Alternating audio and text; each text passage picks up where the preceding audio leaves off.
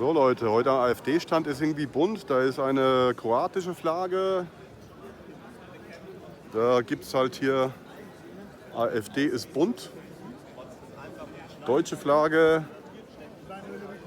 türkische Flagge. Also, da wird Türkisch gesprochen. Okay. Türkisch, Deutsch, Englisch, Französisch, die sprechen alles. Ja, ich bin jetzt, hallo, darf ich mal stören?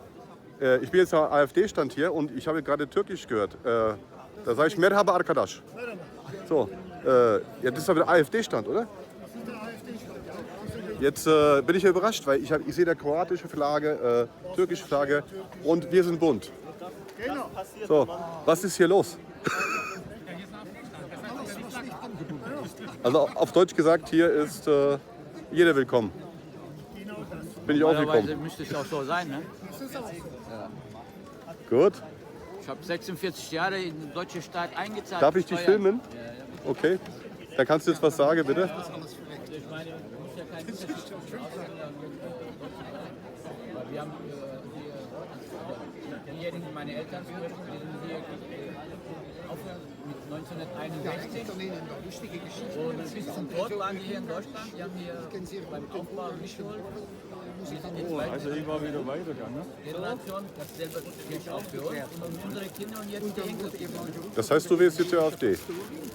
Ja, ich weiß nicht, wo ich gleich. Weil manche Sachen gefällt mir auch nicht. Okay. Dann danke schön für dein Interview. Nikolas, darf ich dich interviewen kurz? Was war da vorhin los? Da war irgendwie so Polizei auf einmal hingelaufen und ein bisschen Tumulte. Genau, also ich war ganz normal hier am Rand gestanden, habe so die Versammlung gefilmt von den Linksextremen, was ja, sage ich mal, mein gutes Recht ist. Habe mich extra am Rand gestellt, dass ich jetzt auch nicht irgendwie im Weg rumstehe. Und es hat nicht lange gedauert, bis mehrere Linksextreme dann angekommen sind und versucht haben, mich am Film zu hindern, sind mich körperlich angegangen. Und einer hat mich auch so stark geschubst, dass ich auf den Boden gefallen bin. Oh. Und du warst ja kurz weg bei der Polizei, oder? Genau, also die Polizei hat dann sowohl mich wie auch den Angreifer mitgenommen, wurde dann Anzeige aufgenommen beim Polizeipräsidium und ja, ich habe den Angreifer angezeigt. Okay. Dann danke für das Statement. Gerne doch.